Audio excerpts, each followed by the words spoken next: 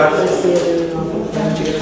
Bem-vindos ao museu. Para conversar com nós, a missão que nós chamamos colóquio, vamos chamar colóquio, se calhar, 2 horas aqui, a tentação do eminente, diz que há uma fala sobre fotografia e neorrealismo. Esta são integrada na exposição do próprio Emiliano, entre o Mato e a Rosa. Para esta conversa estavam previstos os oradores, um deles, o Filipe Lacerda, por aqueles imprevistos que acontecem a todos, está antibiótico, está um pouco filho. De qualquer maneira, penso que é daquilo que me fez, dos técnicos e o próprio Emiliano farão com que esta ação seja interessante para todos. E pronto, sai dizer um pouco do que também aqui para você para dizer.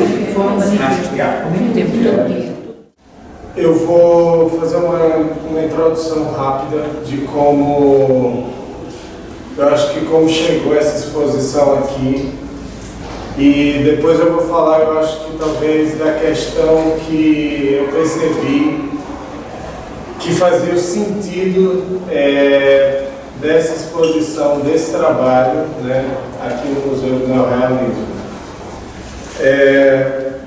Primeiro, eu tinha vontade de realizar alguma atividade cultural com imagem aqui em Vila Franca, e eu, junto com um amigo, escrevi um e-mail, e esse e-mail para a Câmara, e esse e-mail foi encaminhado para a Milena e para o Fernando.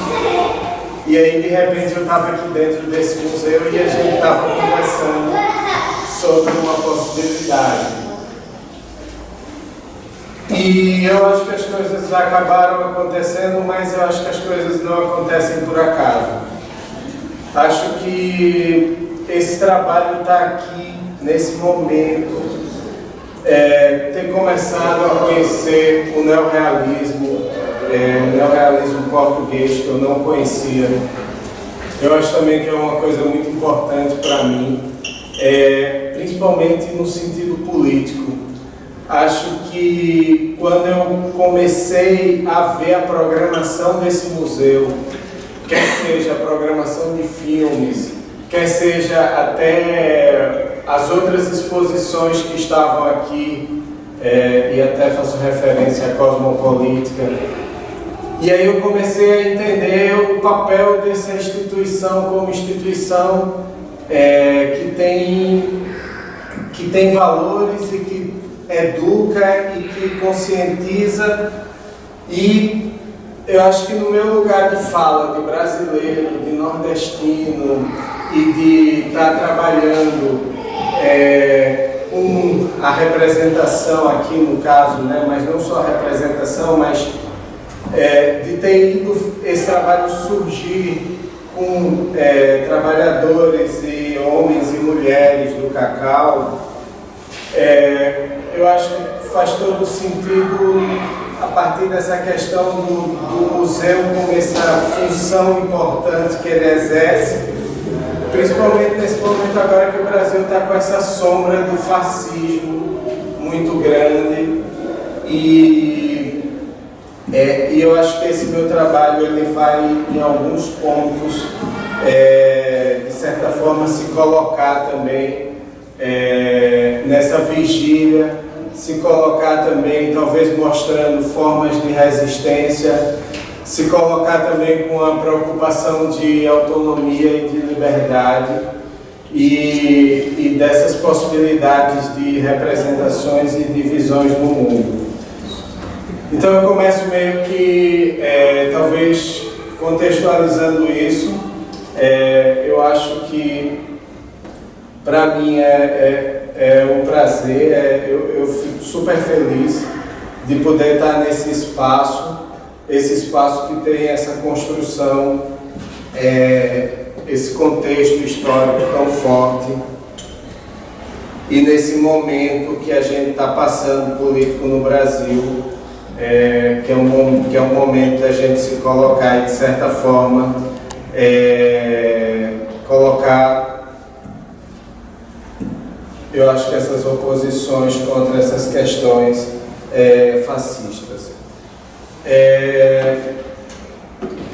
Como todo mundo talvez talvez, não sei, as pessoas que estão aqui, mas eu vou dar talvez um passo um pouco adiante. Não vou estar explicando tanto, eu acho que como é que aconteceu cada uma das fotos ou como foi a pesquisa ao longo desses 10 anos que eu levei para fazer esse trabalho, mas eu vou, por exemplo, contar que eu comecei esse trabalho tendo contato a um livro do Jorge Amado, que chama Cacau, que é um livro de 1930, entre 30 e 40, eu não estou lembrado exatamente quando foi publicado o livro. 38. 31? 8.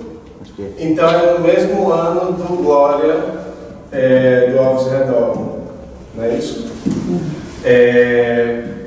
E esse livro, ele me desperta muito por causa das descrições de Jorge Amado, das condições de vida e... Oi? Quando acaba a Guerra Civil Espanhola. No final da Guerra Civil Espanhola. No final da Guerra Civil Espanhola. Nós temos assim uma contextualização aqui, não no Brasil, não é? Em 39, foi 38, 39 é o último ano da Guerra Civil Espanhola. Quando a Guerra Civil vira e já se adivinha os seres feios. E aí eu começo a dar entrada, vendo esse livro, nesse universo que era, a princípio, o contrário, talvez, das representações que eu via a respeito do cacau, da roça, dos coronéis e da riqueza. Então, ali naquele momento, eu acho que eu comecei a me interessar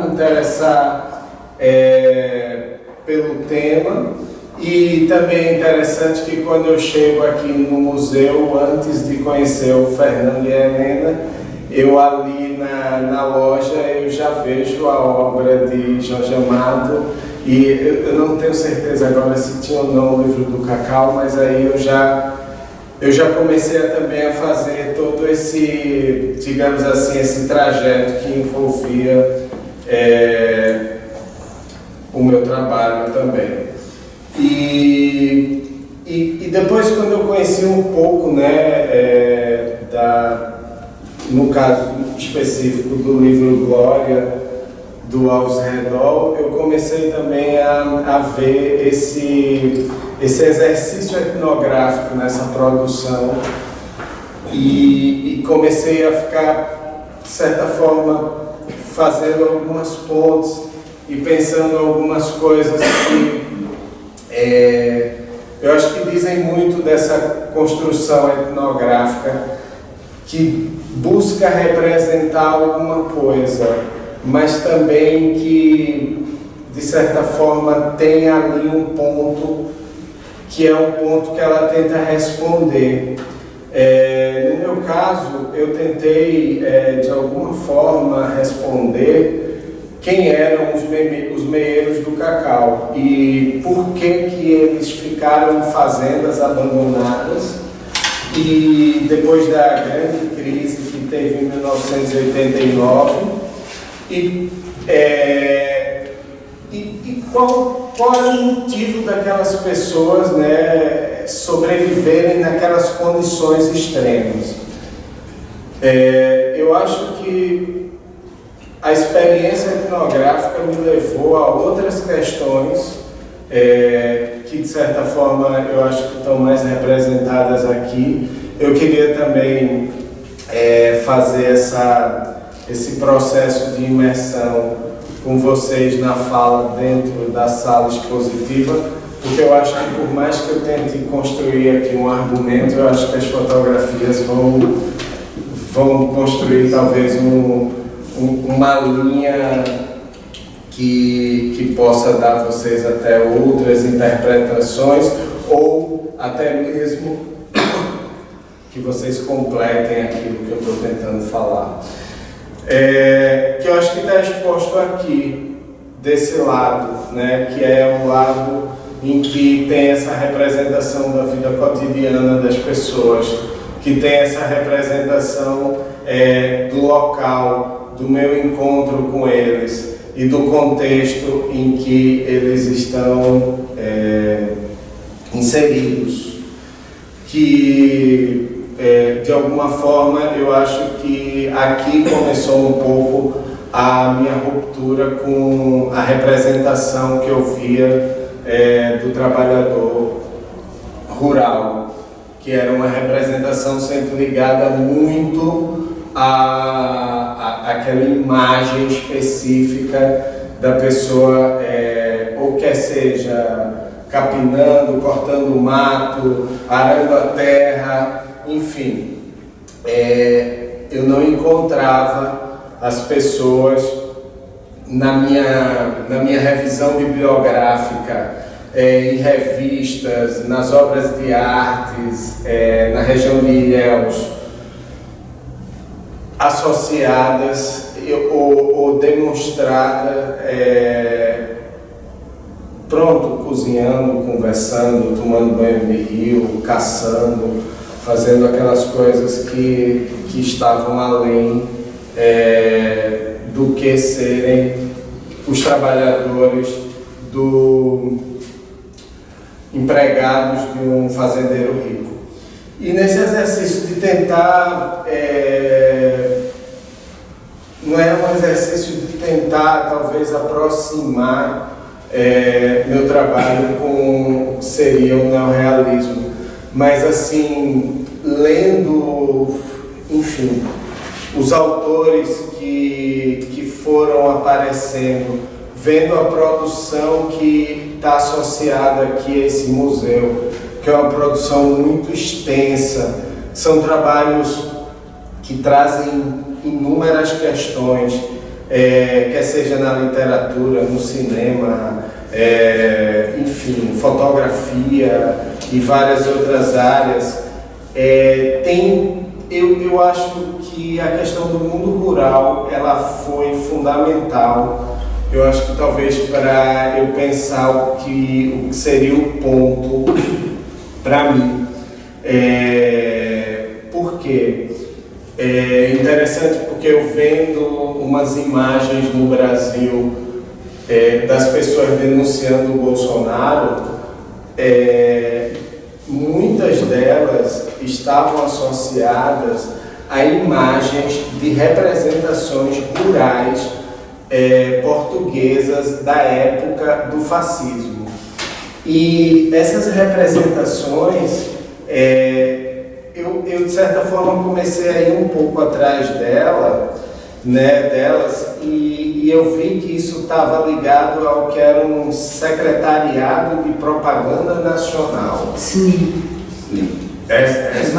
Isso. E que isso também tinha um alcance de umas bibliotecas também em locais estratégicos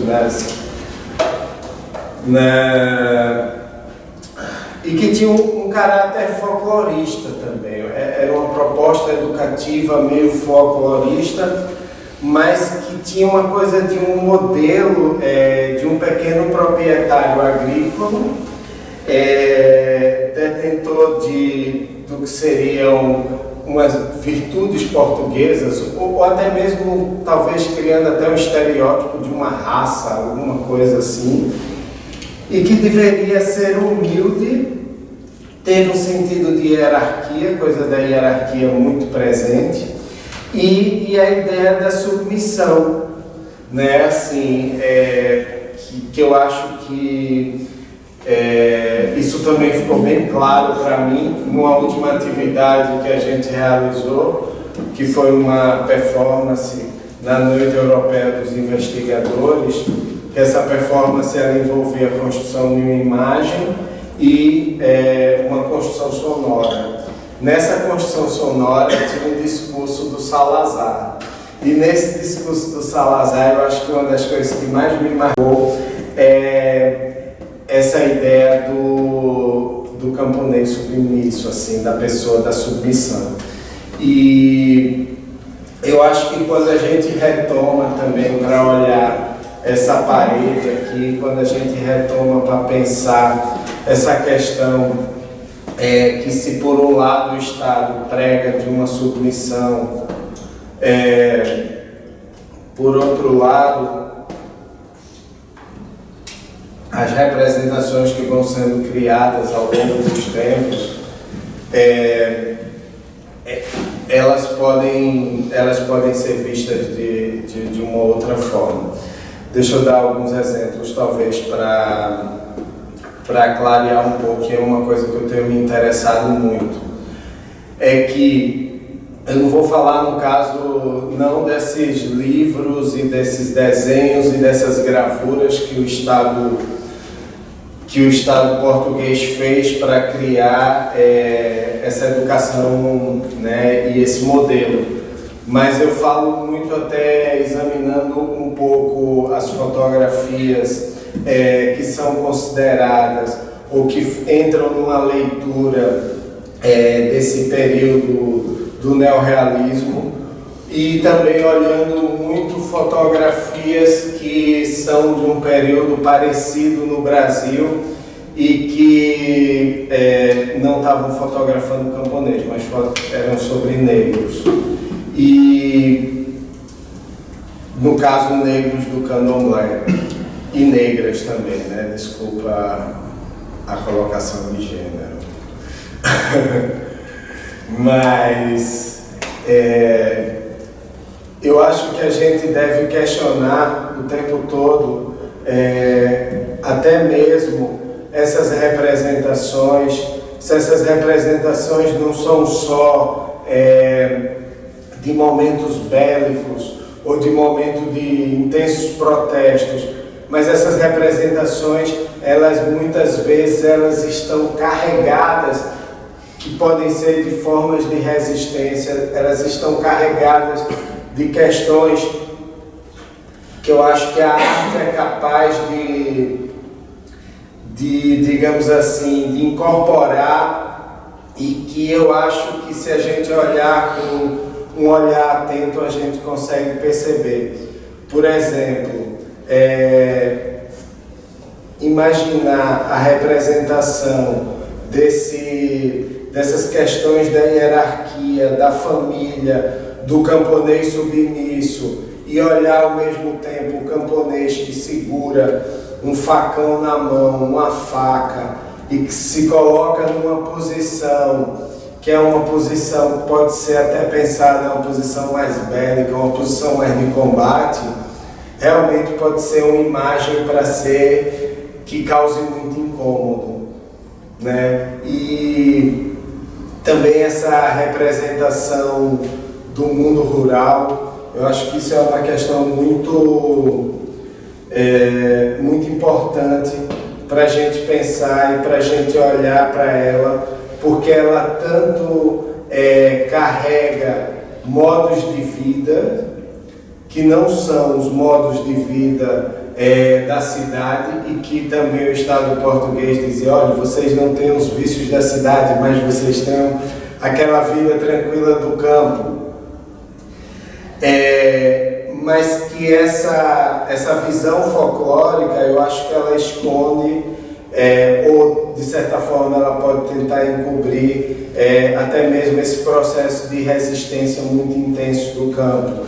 E se a gente pensar no início do século XX, depois das revoluções liberais, né, depois, principalmente na América Latina, da gente ter vários países querendo a república, a independência.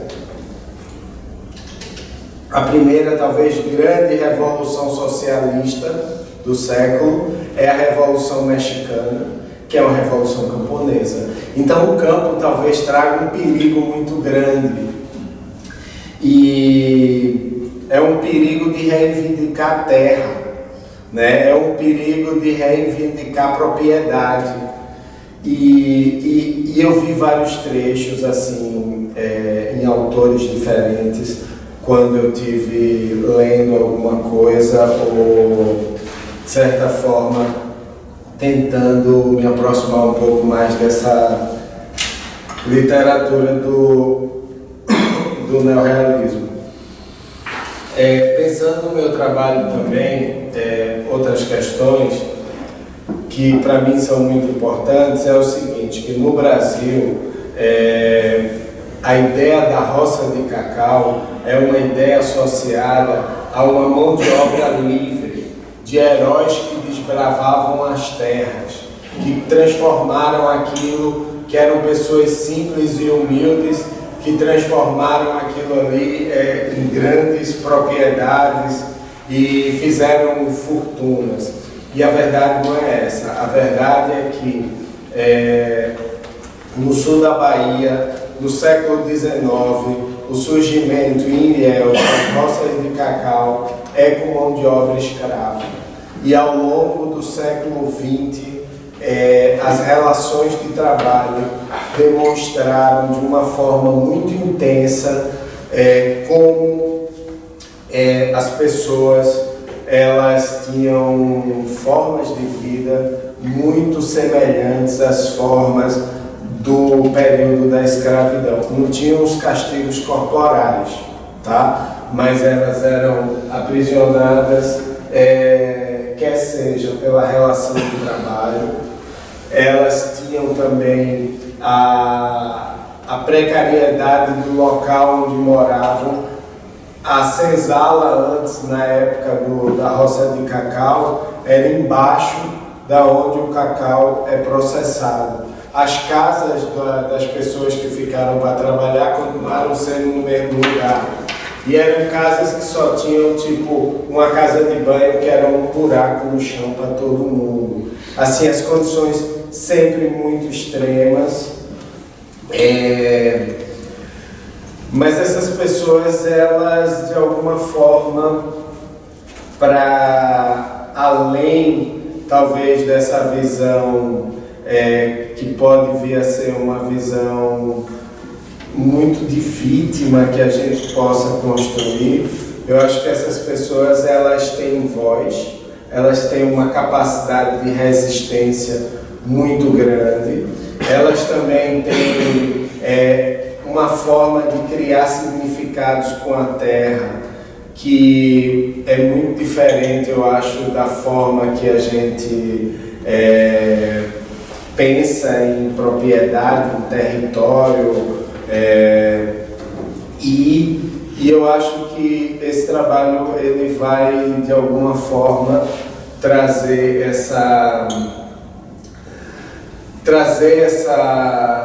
essas características, né? Quer seja apresentando outras formas de vida num contexto rural, não só associado ao mundo do trabalho, quer seja mostrando a decadência de um projeto de dominação, de colonização, quer seja mostrando talvez esse não limite dessa separação entre natureza e cultura, quer seja mostrando que as pessoas não cabem em um único gênero, né? Essa noção de o trabalhador, será que isso dá conta do camponês?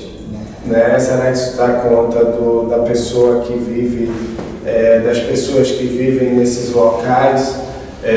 E ao mesmo tempo também o abandono, né, que o campo passa pelas políticas públicas, o abandono ao mesmo tempo que o Estado português ele criou essas representações folclóricas para criar uma raça, um tipo. Os índices de analfabetismo no campo em Portugal eram altíssimos, como eram no Brasil também. A gente só começa a ter agora, há pouco tempo, realmente políticas voltadas para a educação no campo.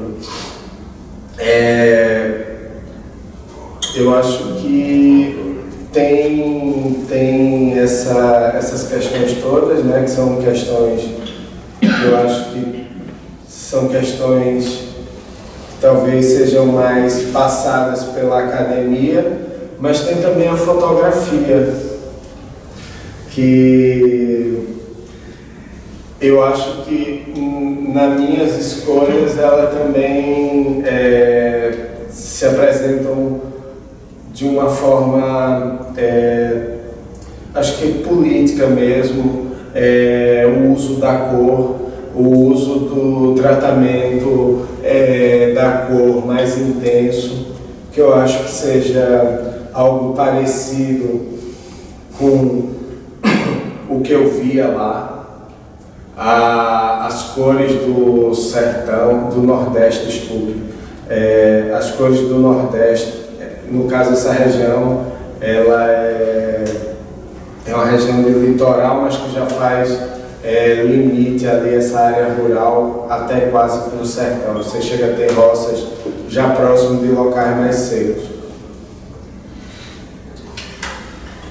Essa escolha da cor, essa passagem, né? E aí eu acho que é aqui que está aqui tem uma parte que me interessa muito na apresentação do trabalho, que não é uma apresentação antropológica, né? Não estou aqui, acho que esse trabalho não tem intenção de defender uma tese.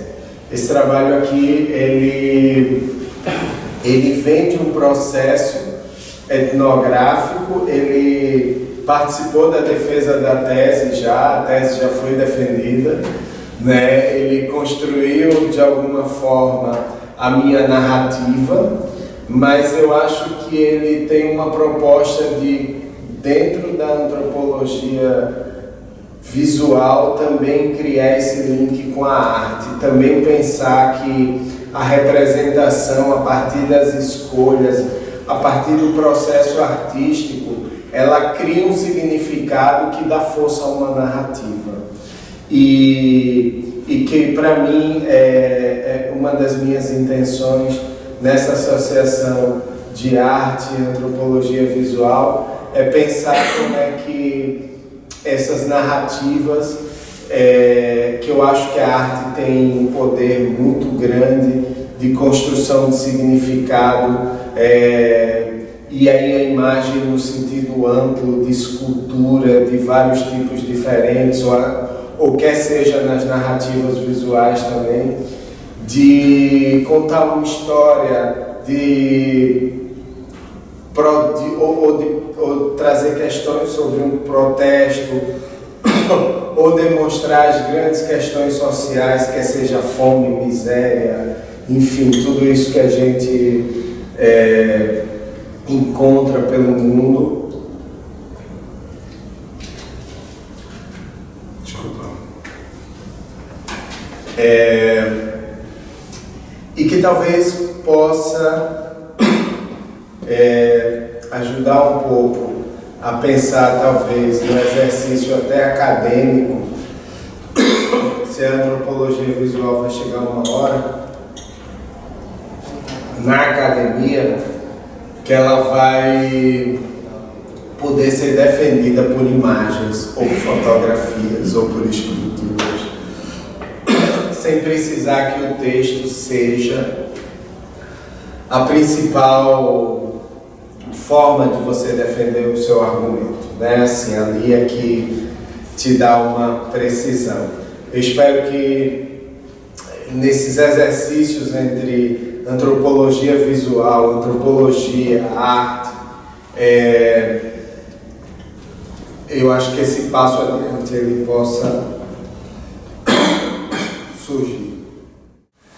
Obrigado. Bom, eu agradeço muito ao Emiliano este convite ao museu, o acolhimento e a organização. Eu vou tentar dividir aquilo que vou dizer em 3 partes. A primeira tem a ver com algo sobre o qual eu tive que estudar, sobretudo quando percebemos que o Rodrigo Lacerda não estava aqui. E portanto eu tive que estudar, mas sou professor, tenho o dever de estudar, está sempre a estudar. Que é as relações entre fotografia e neorrealismo, que é um dos motes das 3 palavras que estão no título: fotografia, neorrealismo e etnografia. Num segundo momento, Vou fazer mais brevemente proceder ao estabelecimento de algumas relações, necessariamente com alguma dose de especulação, sobre as relações entre neorrealismo e etnografia. Eu não sou um historiador da literatura, sou um antropólogo. E no terceiro momento gostava de falar do trabalho do Emiliano. Bom, estamos no Museu do Neorrealismo. Escusado será dizer que todos os presentes nesta sala, e tem uma exposição maravilhosa lá em cima que nos ensina isso muito bem, que este movimento ocorre alguns entre os anos 30 e os anos 50, é profundamente identificável em algumas áreas, sendo que eu à cabeça colocaria a literatura. É aí que verdadeiramente há uma produção consistente ao longo deste período. Na pintura também é identificável, um bocadinho no cinema, menos, um bocadinho na música, sobretudo com o Fernando Lopes Graça, e quase nada na fotografia. E eu interroguei-me, e quando estava a chegar aqui, a Maria José Vitorino levou-me ali à biblioteca, à vossa livraria. Fomos à livraria e ela mostrou-me alguns. Estávamos a começar eu comecei justamente por dizer isto, olha, acabei por ter que estudar sobre este assunto para andar a tentar buscar com uma agulha no palheiro o que terá acontecido para que as relações entre neorrealismo e fotografia sejam tão ténues. E comecei à procura de informação. E o que mais útil encontrei foram alguns textos do Alexandre Tomás. De resto, escreveu um texto justamente sobre este assunto. Enfim, um texto que eu acho que é um programa de trabalho, há um programa de trabalho. É preciso fazer mais sobre isto. Há um texto, já me refiro ao texto mais longo, ao capítulo de um livro, que me inspirou muito. Muitas das coisas que vou dizer aqui são inspiradas nesse texto, nesta parte da minha alocução. Mas num texto no seu blog, muito recente, agora no início de outubro, de 1 de 2008, e eu fiquei na dúvida se isto que vou ler é do Alexandre Tomar ou é um comentário do José Gabriel Pereira Bastos, porque ele deixa a entender que vai pôr umas notas de uma conversa que eles tiveram. A gente depois chama-os cá e... Chamam-nos cá e esclarecem isso. Mas então, e o texto diz isto, o excerto diz isto: os pintores e os teóricos do neorrealismo não reconheceram a fotografia senão como documento para artistas ou informação. Mesmo que vários deles fotografassem, dá exemplos de Lina Freitas, por exemplo, e outros. E a fotografia, no chamado ciclo do arroz, não é? Aqui bem perto, foi muito usada nesta perspectiva da documentação. E continua, colocando a prioridade no neorrealismo, e logo na fuga ao naturalismo, entenderam a deformação como índice do moderno. A fotografia não deforma, copia. Isto é muito interessante. Porquê é que é muito interessante? Para já porque mostra uma certa visão muito parcial do que pode ser a fotografia. Mas chama a atenção para este conceito de formação, não é? Que nas artes visuais, os desenhos do Álvaro Cunhal são um exemplo perfeito disso, não é? Ele deforma aqueles corpos, torna aqueles braços enormes, justamente. Essa não é neorrealismo, não é? Não se estão a procurar desenhar ou representar corpos tal como eles nos surgem. Desenham-se e representam-se corpos com uma mensagem. O corpo do trabalhador, o corpo do sofredor, o corpo que transporta as pedras, que constrói as casas, que constrói as catedrais, etc. E é muito interessante porque este conceito de deformação também pode ser usado na fotografia. Mas parece que a coisa nunca, este encontro aparentemente nunca se deu. No no seu texto, o Alexandre Pomar é um capítulo de um livro que ele intitula O Neorrealismo na Fotografia Portuguesa, 1955-1973, e reparem nestas balizas temporais, porque elas estão completamente fora daquilo que associamos com baliza temporal do neorrealismo, se estamos a falar de artes plásticas ou se estamos a falar de literatura, os tais anos 30 a 50, e portanto ele aqui começa já praticamente no pós-guerra e vai bater nos anos 60. Bom, já vamos ver porquê. E neste texto, não necessariamente podemos todos concordar com o argumento, mas há factos que ele aponta que são bastante interessantes. A fotografia, durante o Estado Novo, foi uma arte basicamente capturada pelo fascismo do Estado, em grande. E ele diz coisas que eu já nem me lembrava. O António Ferro fazia fotografia. O António Ferro fazia fotografia. O Rosa Casaco fazia fotografia. Sim, também fazia. O Rosa Casaco é o autor das fotografias de intimidade do Salazar com o livro da Christine Garnier. É o autor dessas fotografias.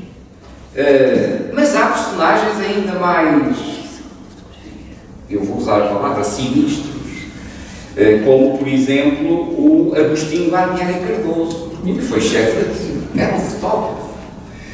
E, portanto, o salonismo, como se chamava na época, não é? Portanto, a exposição de salão, se a isto, ainda por cima, juntarmos toda a quantidade de fotógrafos do regime que produziram a imagem do próprio regime, que trabalharam para a exposição do mundo português, etc., nós temos aqui uma constelação e um argumento que é plausível para o facto de muitas das pessoas que se identificam com o movimento neorrealista e portanto, com os pressupostos políticos e de postura política que eles tinham, que olhassem para a fotografia de uma forma muito mais instrumental, que é de facto como ela veio a ser usada, no projeto do Arroz ou em outros casos, do que propriamente como uma possibilidade de expressão, uma arte, digamos assim. Portanto, é um auxiliar para o artista, é um auxiliar para a recolha de documentação, etc. Bom, portanto, este parece-me ser um contexto plausível para perceber esta espécie de, para usar um termo que eu gosto também, que vem do Brasil, descaso entre fotografia entendida enquanto forma artística e o neorrealismo. No entanto, o Alexandre Pomar vai à pesca na história e encontra alguns dados, ou pelo menos o trabalho de algumas pessoas, onde podemos encontrar efetivamente o uso da fotografia, que não é apenas um meio auxiliar ou um instrumento de documentação, mas que é um bocadinho mais do que isso. E há três grandes períodos que ele identifica. O primeiro está ligado a um arquiteto, e eu fiquei a saber através desse texto, que é neste museu que está esse documento, que é o arquiteto Francisco Castro Fernandes, que participou num conjunto de missões e que está... Castro Rodrigues, desculpa, temos um nome escola. Arquiteto Francisco Castro Rodrigues. Eu posso ter... Rodrigues, sim. Que no âmbito desse projeto fotografa, e essas fotografias depois servem até de inspiração para a escultura e outras coisas. E depois ele identifica a obra de um fotógrafo que morreu muito novo, viveu muito pouco tempo, 41 ou 42 anos, que eu desconhecia, Adelino Leão de Castro. O Adelino Leão de Castro, ao que parece, foi a única imagem que eu consegui trazer com alguma qualidade para mostrar aqui. Consegui na net encontrar a imagem que enfim, mais emblemática disto é esta imagem que vos mostro, não sei se conseguem ver. Chama-se Ex-Homens. E encontramos depois E temos coisas alguém que nos surpreendeu também, como eu digo, eu tive que estudar sobre isto para poder falar. A Maria Lamas. A Maria Lamas desenvolveu um projeto individual. As mulheres não fazem. Exatamente. As mulheres no país. Que não consegui encontrar, encontram-se imagens. Foi publicado em fascículos, penso eu, como era costume na época. E o que parece, a Maria Lamas zangou-se com o Salazar, porque o Salazar extinguiu uma associação de mulheres ou qualquer coisa que era qualquer coisa governamental. Não me lembro de que instituição ou entidade estamos a falar, mas o Salazar decidiu acabar com aquilo. E a Maria Lamas, como forma quase de resistência e de protesto, compra uma Kodak num centro fotógrafo e mete-se a caminho por esse país e faz uma série absolutamente fantástica de imagens de mulheres, retratando-as a trabalhar, a descansar, retrato do grupo, etc. Como digo, é absolutamente extraordinário. Com pequenas vinhetas que quase podiam ser comparadas a uma vinheta etnográfica, não é? Pequenas descrições do que está a acontecer ali. Não é? E me surpreendeu muito, desconhecia completamente este lado, este trabalho da Maria Lamas, e quando olhamos para aquelas imagens, de facto, nós encontramos ali, olhamos para elas e reencontramos o uso da fotografia que está para além da mera documentação. Ali há mais, há um ideário, há aquilo que os neorrealistas queriam fazer, usar o romance, as várias formas para fazer intervenção, e no trabalho da Maria Lamas há exatamente isso. E depois haveria um terceiro momento, é o tal que vai depois até 1963, e nós aqui curiosamente trocamos um bocadinho a antropologia, e que o Alexandre Pomar identifica a partir do que ele designa o efeito da grande exposição The Family of Man, realizada no MoMA, em Nova Iorque, em 1955, onde fotógrafos de todo o mundo, não é? Nós estamos no pós-guerra, claro, mas já entrar na Guerra Fria, e portanto há um movimento de fotógrafos pelo mundo todo, alguns dos mais famosos, que estavam e que já eram mais famosos na altura, e que se reúnem para fotografar a partir deste modo. Somos uma família, somos uma humanidade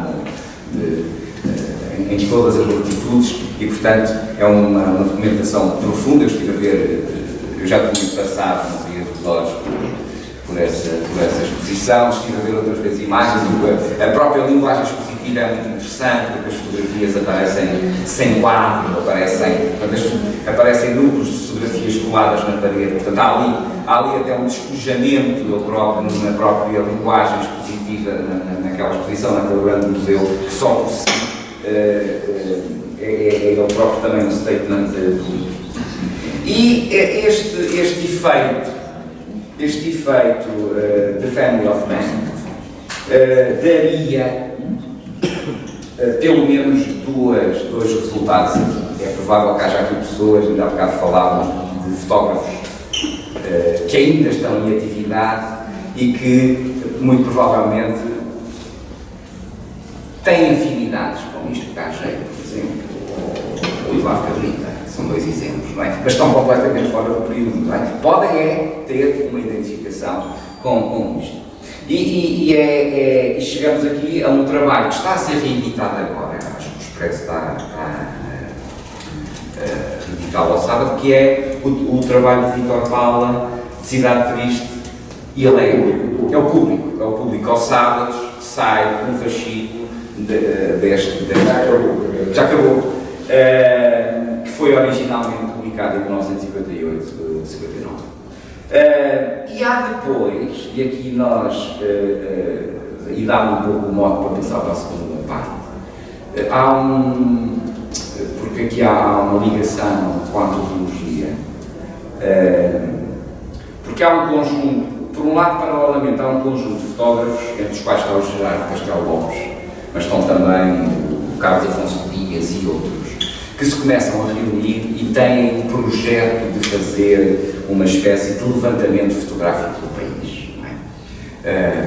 É que lá, isto já me permite fazer a passagem para o segundo ponto, porque, na verdade, nós, se estivermos dispostos a alargar o horizonte temporal e aquilo que em artistas e mesmo em ciências sociais, como a etnologia, se estivermos dispostos a alargar o horizonte temporal no qual consideramos os efeitos que o neorrealismo pode ter, nós rapidamente podemos chegar a outros projetos, não é?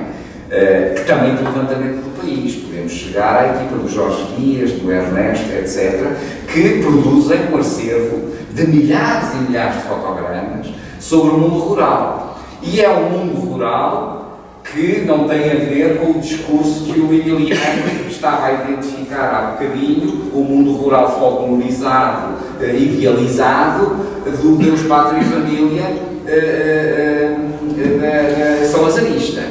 Justamente é assumidamente um mundo rural tratado com dignidade, é um mundo rural tratado cientificamente também, não é? Eles estão a identificar um país a partir das propostas do Orlando Ribeiro, dessa tripartição do país, do Norte, do Atlântico e o Mediterrâneo, não é? Portanto, eles estão a identificar e conseguem identificar nas tecnologias, conseguem identificar a partir da dialectologia, conseguem identificar através das distribuições de forma declarada, etc. E todo este trabalho de equipa é um trabalho que é documentado fotograficamente. O Museu Nacional de Etnologia tem esse enorme acervo fotográfico que, se tomarmos como boa este repto que o Alexandre Tomá nos diz, que provavelmente se alargarmos um pouco o escopo temporal, nós poderíamos também neste trabalho encontrar formas outras de uso da fotografia, neste caso de caráter mais documental, mas também como ver os livros dessas equipas, com o Galhano que desenhava, com o Ernesto Veiga de Oliveira que escrevia, com o Benjamin Pereira que escrevia e fotografava também, não é? A profusão de imagens que acompanham aquele discurso, os instrumentos populares portugueses, por exemplo, os instrumentos tradicionais. Todos os livros desta equipa são profusamente ilustrados com os desenhos do Galhano, quando se trata sobre tecnologia, de desenhar noras, moinhos, etc., mas estão profusamente ilustrados com fotografia e fotografia de pessoas no seu contexto, como temos aqui um bocadinho nas imagens da exposição do Emílio. E, portanto, 1963, no texto do Alexandre, tem uma razão. É porque o Gerardo Castelo Lopes andou com o José, não o João, o José, andou com o José Cotileiro na zona de Monsaraz a fazer um levantamento fotográfico. Porquê? Porque o José Cotileiro estava a fazer uma tese de antropologia na Inglaterra. Essa tese foi publicada só em 1971 e foi depois, muito mais tarde, quando houve condições para traduzir um livro daquela natureza em Portugal, traduzido para português como Ricos e Pobres no Alentejo.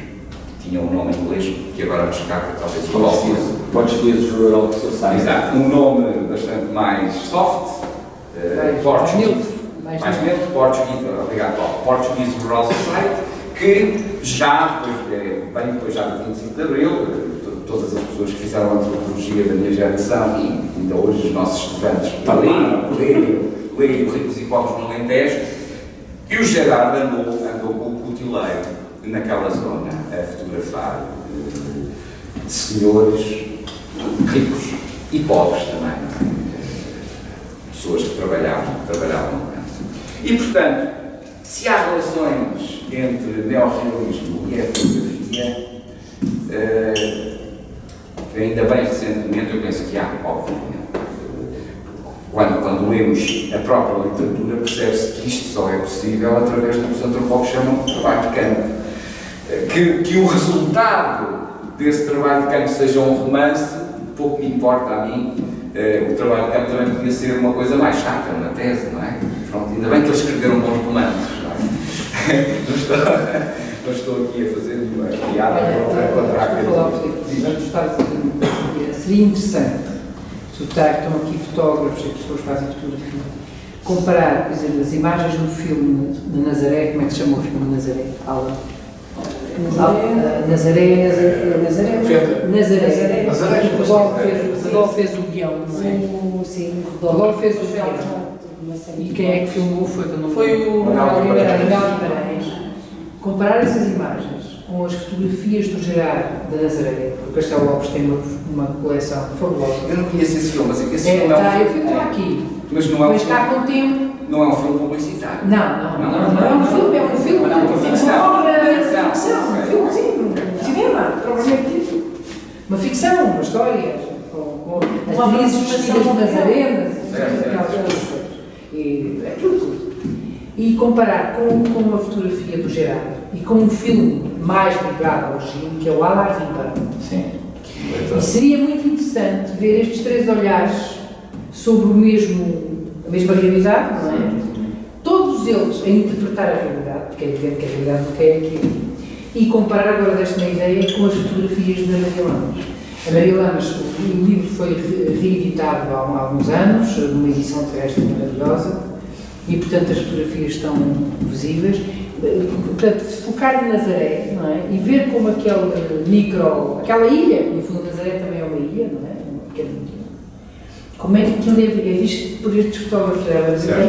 Já agora uma nota, o fotógrafo que eu mencionei anteriormente, o Leon Castro, também tem um livro editado que se chama Planinho Objetiva, e está à venda por aí. Descobriu quando estava à procura de informação sobre isto. Portanto, é uma... O Adelino. Como? O Adelino. O Adelino, não é o outro. Não é o Leon Castro. O Adelino. Sim, tem. E acho que é uma coisa feita nos anos 80. Eu até pensei que já não ia encontrar exemplares disponíveis, mas encontrei à venda online exemplares disponíveis do trabalho dele. Bom, eu vou caminhar para o fim da minha intervenção, porque também nos estás aqui a poder para continuar a prosseguir a conversa. Referindo um bocadinho ao trabalho do Emiliano, talvez não me referindo especificamente, mas já falou desta exposição que tem aqui, mas que quem olha, não é? Eu tenho sorte por uma coisa, nos últimos tempos tenho trabalhado com o Emiliano muito proximamente, temos feito filmes, recentemente fizemos uma exposição fotográfica e eu fiz uma instalação sonora para essa exposição fotográfica com fotografias dele, que ao mesmo tempo eu fotografava as pessoas que nós tínhamos entrevistado para um filme sobre o Mediterrâneo. São pessoas oriundas de 12 países do Mediterrâneo, que nos contaram sobre as suas memórias, sobre as experiências dos países onde voltaram. Foi um trabalho feito para a Inatel, no âmbito do Festival das Culturas Mediterrâneas. E, portanto, eu tenho a sorte, ou seja, eu olho para estas fotografias e vejo aqui o olhar de um fotógrafo, mas seguramente também o olhar do antropólogo. E claro, eu percebo-as bastante melhor porque tive a oportunidade nos últimos tempos de ver o Emiliano a trabalhar como fotógrafo. Isto é, num contexto um pouco diferente deste, porque se tratava num contexto mais próximo do que pode ser fazer fotografia de estúdio, embora nunca foi em estúdio, mas às vezes era na casa das pessoas que nos aceitavam receber-nos para as entrevistarmos, para eu as gravar e para o Emiliano as fotografar, às vezes em espaços públicos à sua escolha, e portanto em cada lugar montávamos os panos, não é? E o Emiliano fotografava. E portanto eu tenho a sorte de ter visto a forma como o Emiliano trabalha e estas fotografias, como eu tenho esse lado, não é? E pude observar a forma como o Emiliano, em relativamente pouco tempo, desenvolve a empatia necessária para fotografar uma pessoa. Quem aqui é fotógrafo sabe que há uma diferença muito grande entre, e isso vê-se depois no resultado final, entre a capacidade que o fotógrafo tem, enquanto ser humano, de se relacionar com a pessoa que está a fotografar E no caso era um exercício que não era fácil, porque era preciso fotografar essas pessoas com um objeto à sua escolha, com um objeto que elas traziam, que tinha a ver com a sua origem. E eu sei que o Emiliano trabalhou em fotografia de publicidade e de produto, mas justamente toda a linguagem que se pretendia ali era exatamente afastar completamente, não há uma fotografia nem de modelo, nem uma fotografia para exibir aqueles objetos como produtos, etc. É uma fotografia que tem que mostrar a relação da pessoa com aquele objeto e a relação daquela pessoa com quem é o fotógrafo, neste caso o Emiliano. E portanto, eu termino com esta nota. Estas fotografias também são possíveis porque o Emiliano é o ser humano que tem essa enorme capacidade de se relacionar com as pessoas, que é uma das, eu diria que é um atributo de todos os seres humanos, mas que os antropólogos têm que cultivar muito, porque parte do nosso métier, do nosso ofício, é justamente ser capaz de estabelecer relações com as pessoas e relações que são ao mesmo tempo interessadas e desinteressadas. E são sempre relações onde tem que haver reciprocidade. Não se pede apenas coisas, dá-se também coisas e recebe-se coisas. E com isto, muito obrigado.